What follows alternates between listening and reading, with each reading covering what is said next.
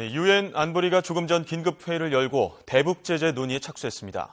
북한이 4차 핵실험에 이어 장거리 미사일 발사로 다시 안보리 결의를 정면으로 위반함에 따라 더욱더 강도 높은 제재안을 마련하기로 의견을 모을 것으로 예상됩니다. 뉴욕 유엔 본부 연결합니다. 김영수 특파원. 네, 뉴욕입니다. 네, 안보리 긴급회의가 시작됐습니까? 네, 조금 전 미국과 중국, 프랑스, 영국, 러시아 등 유엔 안보리 상임이사국과 또 비상임이사국 10개 나라 등 모두 15개 나라가 유엔 본부에 모여 본격적인 대북 제재 논의에 착수했습니다. 유엔 안보리는 우선 북한의 이번 미사일 발사는 지난달 북한 4차 핵실험에 이어 심각한 안보리 결의 위반으로 국제사회가 강력히 규탄한다는 성명을 발표할 것으로 예상됩니다. 지금 비공개 회의가 막 시작이 됐는데요.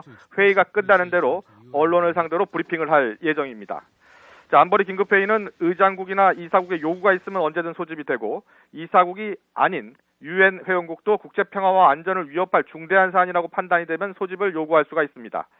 주유엔 한국 대표부가 외교부의 지시에 따라 안보리 의장국인 베네수엘라의 라펠 다리오 라미레스 까레로 대사에게 안보리 긴급회의 개최를 요청하는 서한을 발송했고 미국과 일본 또한 안보리 개최를 요구한 것으로 전해졌습니다.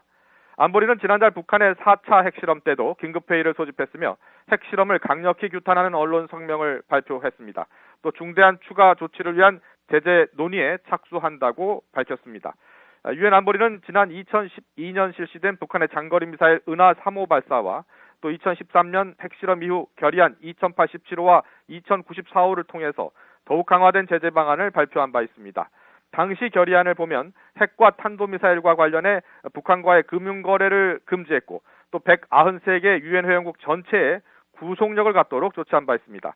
특히 3차 핵실험 때 채택된 안보리 결의안 2094호는 북한의 핵실험과 미사일 발사에 대해 유엔 안보리 차원에서 자동으로 또 신속한 대응이 이루어질 수 있도록 해 북한의 대북 제재 논의는 한층 속도를 낼 것으로 보입니다. 다만 중국이 북한에 대해 강력한 제재의 필요성을 공감하면서도 대화와 협력을 강조하고 있어 대북 제재가 속도를 낼 수 있을지는 좀 더 지켜봐야 할 것으로 보입니다. 예, 그렇다면 유엔 안보리가 내놓을 이 새로운 제재안에는 무엇이 담길 것으로 예상됩니까?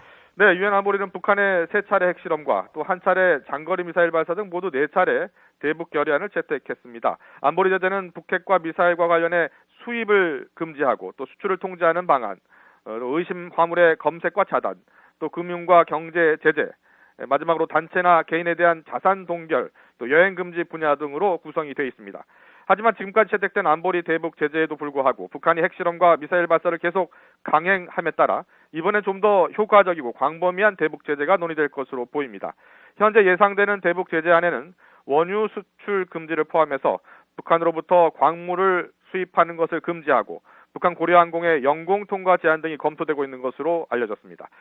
문제는 안보리 상임이사국이자 거부권을 갖고 있는 중국과 러시아가 과연 제재안에 찬성할지 여부입니다.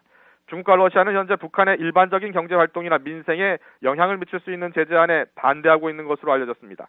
하지만 북한이 4차 핵실험에 이어서 다시 장거리 미사일을 발사함에 따라 중국과 러시아가 어떤 태도 변화를 보일지 주목이 되고 있습니다. 지금까지 유엔 본부에서 YTN 김영수입니다.